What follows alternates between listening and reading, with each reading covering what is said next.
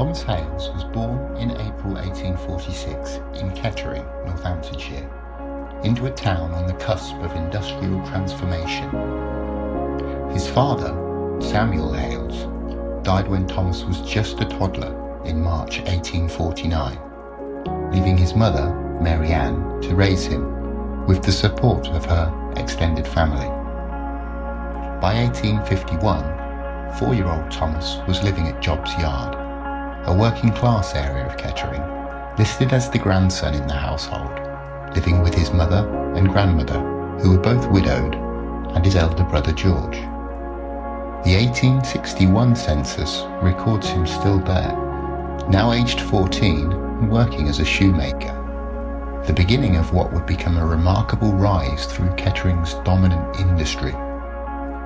By 1871, at 24, Thomas had established his own household on School Lane, working as a shoe finisher, indicating he was moving up the ranks from manual labour towards skilled craftsmanship. This period coincided with a boom in the Northamptonshire boot and shoe trade, which would define his career. Thomas married his first wife, Sarah Watson, in 1874.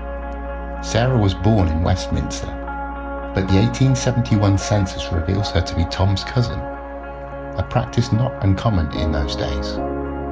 Their marriage was short-lived. Sarah died tragically on November 2nd, 1877, aged just 27.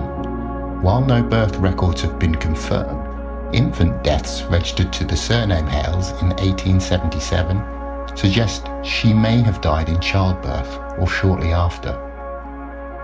Less than 3 years later, in 1880, Thomas married Susan Bollard, a local woman born in 1857. She was the daughter of Felix Bollard, a groom, and Mary Ann Jackson. By 1881, they were living together back on School Lane, where Thomas described himself as a shoe manufacturer, suggesting he had stepped firmly into the business ownership. The couple had one known son, Walter, who had yet to be named at the time of the census. He was born in Kettering in March of 1881. Tragedy struck again when Susan died on February the 12th, 1883, aged just 25. As with Sarah, there is evidence of an infant Hale's death around this time, again pointing to a likely loss during childbirth. Just weeks later, on April the 5th, 1883, Thomas's mother, Mary Ann, also passed away, leaving him widowed with a young son and grieving both mother and wife in the space of 2 months. In 1886, Thomas married for a third and final time to Elizabeth Ann Parsons in Blythe, Northumberland, his bride's hometown. Elizabeth, born in 1852, brought stability and longevity to Tom's personal life. Together, they had 2 sons, Ernest Edgar, born in 1888, and Harold Evelyn, born in 1890, both in Kettering. The family had by now moved to 33 Broadway, a comfortable address in the growing suburb of Kettering. It's notable and slightly spine-tingling that this is just a few doors down from my own address. Thomas's career flourished. By 1901, he was living in the imposing Jesmond House on Rockingham Road, listed as a boot manufacturer, a self-made businessman in a town powered by footwear. The presence of a domestic servant indicates Tom was doing well. By the 1911 census, he and Elizabeth were still at Jesmond House, still in the trade, and clearly comfortable.